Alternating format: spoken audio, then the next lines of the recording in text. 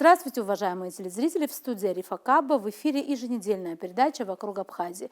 Мы рассказываем о важных событиях во внешней политике, заметных мировых новостях, приводим мнения экспертов, анализируем происходящее. Итак, начнем. Канцлер ФРГ Фридрих Мерц резко сменил тон по отношению к политике США в Иране, пишет «Политика». По его словам, Вашингтон и Израиль не имеют четкого плана выхода из конфликта, а затяжная война угрожает экономике и безопасности Евросоюза. Резкая критика канцлера Германии усилила давление коалиции и союзников. Буквально неделю назад канцлер Фридрих Мерц решительно разделял точку зрения Дональда Трампа по поводу событий на Ближнем Востоке. Однако сегодня его слова звучат уже не столь убедительно. Как только стало известно о первых американо-израильских ударах по Ирану, самый влиятельный европейский лидер пошел на большой риск, сохраняя лояльность Вашингтону. Его коллеги, в частности, испанский премьер-министр Педро Санчес и французский президент Эммануэль Макрон, наоборот, решительно осудили боевые действия, назвав их незаконными. Сейчас Мерцу приходится резко менять свою позицию, поскольку последствия войны для крупнейшей экономики Евросоюза и риск безопасности становятся все более очевидными. По словам канцлера Германии, у Дональда Трампа, по-видимому, нет четкой стратегии по выходу из ближневосточного конфликта. Во время рабочего визита в Норвегию в минувшую пятницу Мерц позволил себе самые острые высказывания в адрес США за все время с момента своего избрания. Он заявил, что война в Иране поднимает серьезные вопросы европейской безопасности, добавив, цитата, «боевые действия оказывают огромное влияние на наши энергетические затраты и могут спровоцировать масштабный наплыв мигрантов». Это противоречит той линии поведения, что мы наблюдали на прошлой неделе во время поездки в Белый дом. Сидя в овальном кабинете, Мерц подобострастно улыбался, слушая хвастовство Трампа о том, какой серьезный ущерб американские авиаудары нанесли Ирану. Канцлер тогда заявил, что Берлин полностью поддерживает Вашингтон в вопросе свержения диктатуры в Тегеране. Соединенные Штаты и Израиль ведут войну против Ирана уже более недели. Мы разделяем многие из этих целей, но с каждым днем войны возникает все больше вопросов. Прежде всего, нас беспокоит то, что, по-видимому, нет общего плана, как можно быстро и убедительно завершить этот конфликт. Я уверен, что надежное и устойчивое решение может быть достигнуто только по дипломатическим каналам. И именно поэтому я убежден, что нам следует объединить наши общие интересы стран Персидского залива, а также государств здесь, в регионе. Испания фактически заявила, что мы не можем использовать их военные базы. Там живут замечательные люди, но плохое руководство. Как вы знаете, это была единственная страна в НАТО, которая не согласилась поднять траты на военные нужды до 5% от ВВП. Мы собираемся прекратить всю торговлю с Испанией. Мы пытаемся убедить Испанию подтянуться до 3% или 3,5%, о чем мы договорились в НАТО. Как сказал президент, все правильно.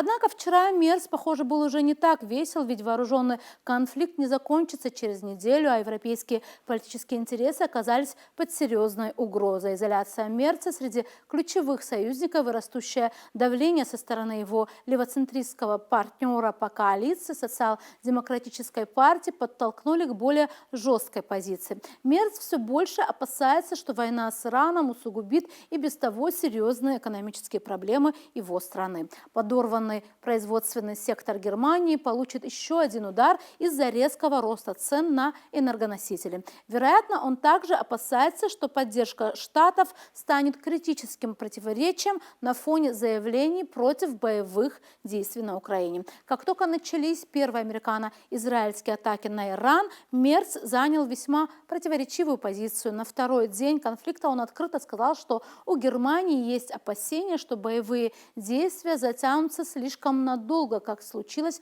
в свое время в Ираке. Тем не менее, добавил канцлер, Берлин не вправе читать нотации союзникам и поддерживает их цель по смене режима в Тегеране. Такая точка зрения привела к путанице внутри немецкой правящей коалиции, а также к явному недопониманию со стороны иранского посольства. Мы не понимаем, какова сейчас истинная позиция Германии, заявил в эксклюзивном комментарии журналистам «Политика» посол Исламской Республики в Берлине Маджид Нили Ахмадабиди. В правительстве не сходятся в едином мнении об этом, отметил он. К другим темам. Владимир Зеленский все чаще срывается на западных союзников и вступает в конфликты даже с теми, от кого зависит помощь Украине, пишет обозреватель издания «Политика» Джейми Детмер. В Евросоюзе и США заговорили о глупом поведении главы киевского режима. На фоне тупика в переговорах поддержка Запада начинает трещать по швам. Похоже, терпение Владимира Зеленского вот-вот лопнет. И это заметно, пишет эксперт, и отмечает, что последние недели Зеленский не щадит ни недругов, ни даже союзников. В частности, он упрекнул европейских лидеров в том, что они медлят с поддержкой, затеял перепалку с премьер-министром Венгрии Виктором Орбаном и открыто усомнился в подходе к конфликту Дональда Трампа. Все более жесткий тон отражает зреющее в Киеве разочарование. Мирные переговоры зашли в тупик, а финансовая поддержка повисла на волоске. Вместе с тем, даже близкие к Зеленскому люди предупреждают, что такие речи грозят оттолкнуть тех самых партнеров, от которых Украина рассчитывает получить деньги, оружие и дипломатическую поддержку. По словам бывшего советника Зеленского по внешней политике, накопившееся разочарование уже читается в публичных заявлениях президента. Досада приводит к ужесточению риторики, сказал бывший советник, попросивший не называть его имени, поскольку у него по-прежнему хорошие отношения с Зеленским, пишет «Политика». Но этот порочный круг ведет к саморазрушению. Депутат от оппозиции Николай Княжицкий ввязал смену тона с давлением на Киев на зашедших в тупик мирных переговорах. Зеленский понимает, что не может пожертвовать национальными интересами и отказаться от восточных регионов страны, как того требует Кремль, сказал Княжицкий. Именно поэтому его заявления в общении с западными лидерами стали резче и откровеннее, добавил он. Он также отметил, что украинский президент пытается выказать решимость для соотечественников. В заявлениях Зеленского можно усмотреть как желание воздействовать на партнеров по переговорам эмоционально, так и попытку упрочить свой внутриполитический авторитет и образ непреклонного защитника национальных интересов Украины. Напряженность выплеснулась наружу на прошлой неделе, когда Европейский Союз публично упрекнул украинского лидера за выпад в адрес премьер-министра Венгрии Виктора Орбана, который был воспринят как угроза. Зеленский заявил, что даст украинским военным адрес определенной особы, и пусть они ему звонят и общаются с ним на своем языке. Хотя он не назвал Орбана по имени, многие догадались, что он имел в виду венгерского лидера. Именно он блокирует отчаянно необходимый Киеву кредит Евросоюза на сумму в 90 миллиардов евро, без которых украинская казна опустеет уже этой весной. Мы надеемся, что один человек в Европейском Союзе не будет блокировать 90 миллиардов евро кредита или первый транш из этих 90 миллиардов, и у украинских воинов будет оружие. В противном случае мы дадим адрес этого человека нашим вооруженным силам. Пусть наши ребята позвонят ему и поговорят с ним на своем языке.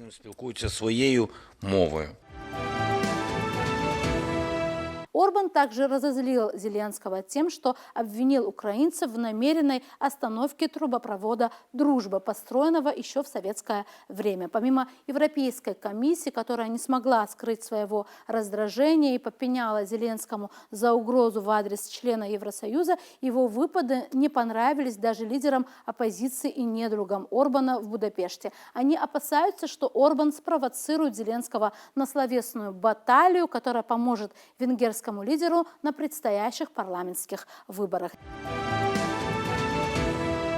Пока порядок не будет восстановлен, мы будем использовать все меры и средства. Мы уже прекратили поставки бензина в Украину, также не поставляем дизельное топливо. Пока мы продолжаем поставлять электроэнергию, но также остановим транзит через Венгрию тех товаров, которые важны для Украины, пока не получим согласие Украины на поставки нефти.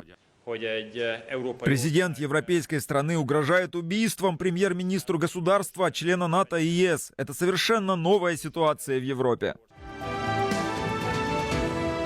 Зеленский также стал менее сдержанным на язык о Трампе, и это заметный отход от той скрупулезной осторожности, которую он взял на вооружение после перебранки в овальном кабинете. Тогда он пренебрег заготовленным сценарием, даже после того, как вице-президент США Джей Ди Венс отчитал его за неблагодарность. После этого эпизода Зеленский старался не гневить Трампа, надеясь, что Владимир Путин первым разозлит американского лидера, отвергнув мир. Какое-то время казалось, что в дипломатическом перетягивании каната между Зеленским и Путиным, которые пытаются выставить друг друга главной препоной на пути к миру, побеждает украинец. После, цитата, работы над ошибками, проделанной вместе с британским коллегом Киром Стармером и другими европейскими лидерами, Киев восстановил отношения с Вашингтоном и даже поверил, что добился прорыва, когда Трамп сигнализировал о готовности содействовать гарантиям безопасности Украины. Но в последние недели тон снова изменился. Зеленский во всеуслышание раскритиковал неоднократные попытки Трампа навязать уступки Киеву, а не Москве, и назвал такой подход несправедливым. На этой неделе он пожаловался, что Трамп так и не надавил на Россию всерьез. В интервью «Политика» Зеленский заявил, что Вашингтон выпускает из виду ответственность России за боевые действия. Сейчас президент Трамп не поднимает вопрос ответственности, и вообще никто об этом не говорит, посетовал он, подчеркнув, что Украина уже пошла на значительные уступки ради мира. Украина уже продемонстрировала готовность к компромиссу по ряду вопросов. С некоторых пор Зеленский не гнушается даже шпилек в адрес Трампа. Когда президент США обратился к Украине с просьбой посодействовать перехвату иранских беспилотников, на прошлой неделе на пресс-конференции Зеленского спросили, есть ли у Киева козыри. «Это вы мне скажите», — ответил он с улыбкой. Но проблема в том, что новая волна критики не приводит к ощутимым результатам, считает бывший советник по внешней политике. На прошлой неделе в довершение к упрекам Еврокомиссии Трамп в очередной раз выставил Зеленского главной помехой соглашению с Россией. По его словам, Путин настроен на сотрудничество, а украинский лидер должен взяться за ум и согласиться на компромиссы. Этот эпизод подчеркивает, как стремительно, резко риторика Зеленского может выйти Киеву боком, считает «Политика». Об этих и некоторых других темах мы побеседовали с политологом Бесланом Камке. Предлагаем вам интервью с ним. Приветствуем вас, Беслан Астамурович. Здравствуйте. События в Иране радикально изменяют как будто бы архитектуру безопасности на Южном Кавказе. Так ли это, на ваш взгляд? Действительно ли меняется геополитика в нашем регионе?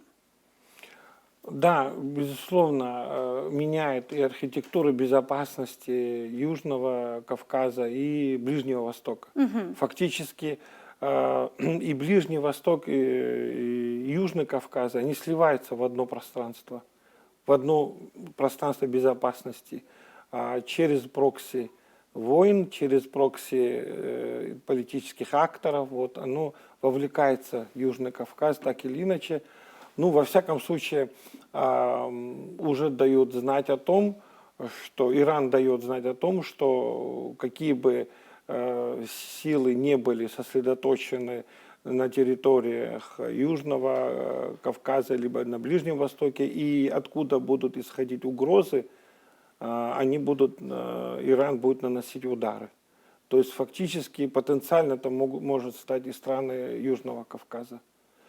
И об этом уже было заявлено еще со стороны Азербайджана, когда дрон из Ирана, якобы он попал на территорию Нахичевана, да, и на этот счет было сказано многое. На самом деле природу происхождения этого дрона сложно установить. Вообще есть версия о том, что это могли сделать израильские спецслужбы, чтобы втянуть Азербайджан в противостояние с Ираном. Вот. А на самом деле, действительно, и тут есть заинтересованные в исходе иранских событий. В каком исходе? Есть исход, при котором Иран проиграет Западу и установится режим прозападный. В этом заинтересованность проявляет, скажем так, Азербайджано-турецкий союз, так или иначе, ну, присутствуют их интересы. В частности, это касается осуществления трамповского проекта, транзитного проекта. Оно, конечно же, тут противостояние шло со стороны Ирана. То есть Иран противостоял транспортному коридору, как известно. Вот. И теперь ослабление Ирана, то есть здесь усиление турецкого влияния, турецко-азербайджанский альянс, он становится здесь важным игроком, и, естественно, вот выгодно, этому союзу выгодно вот ослабление Ирана. Что касается Армении, как раз-таки можно сказать о другом ее векторе, ее интересов, как раз-таки ослабление Ирана не столь выгодно Армении, так как именно Иран балансировал именно интересы Турции в Южном Кавказе. И поэтому сложно вот будущая конфигурация интересов, как оно будет сочетаться здесь, когда вытесняется из Южного Кавказа Иран и Россия. Мы с вами знаем, как балансировалось, интересы балансировались по формуле 3+3. Конечно, этого проекта уже нет, такого баланса уже в ближайшем будущем сложно себе представить. И возникает архитектура следующего рода на Южном Кавказе. Оно больше биполярным становится, где доминирование Азербайджана турецкого влияния и западного. Во всяком случае, оно сегодня де-факто пробивает эту дорогу. Да. А то, что касается действительно эскалации, которая имеет место сегодня на Ближнем Востоке, оно втягивает Южный Кавказ, и это очень опасно. Оно чревато эскалацией военного, гуманитарного, демографического плана. И, естественно, страдают, конечно, коммуникации, логистические союзы, в которые вкладывалось много, это я имею в виду со стороны России, в плане проекте Север-Юг. Вот. И, конечно же, эти проекты, они будут в скором будущем, это сложно представить теперь. А на самом деле, да, Запад пробивает себе дорогу на Южном Кавказе и доминированием своего проекта. Оно влияет, естественно, на Центральную Азию. И таким образом хочет регулировать, контролировать потоки, идущие с Китая. И вообще надо полагать о том, что военные вот эти сценарии развития, они больше всего работают на подавлении, сдерживании интересов Китая. Вот западные, так сказать, версии, западные союзы, коалиции вместе с Израилем, они направлены против Ирана, против России и против Китая. Вот в этом и есть серьезные, так сказать, интересы Запада. Но, как я понимаю, все-таки все эти геополитические хитросплетения, что касается именно Южного Кавказа, больше они касаются Армении и Азербайджана. Да? Грузия как будто бы меньше касается. Или вот тут какое есть соотношение? Да, вы заметили правильно, про Грузию я как бы не сказал. Вот. А на самом деле у Грузии очень тоже сложная ситуация. Она также обеспокоена вариантом втягивания вот в иранское противостояние с Западом, так как вы знаете, что там через Грузию проходит коридор, транспортный международный коридор Баку-Тбилиси-Джайхан. И этот коридор обеспечивает нефтяные и газовые потоки, которые идут на Израиль. И здесь заинтересованность у Ирана возникает в чем? В подавлении вот этой возможности. И как бы Грузия бы не была втянута в противостояние с Ираном, так как Иран дает знать о том, что все страны, которые так или иначе способствуют подавлению интересов Ирана, они будут действовать вот, асимметрично, как это было заявлено в последних заявлениях руководства Ирана.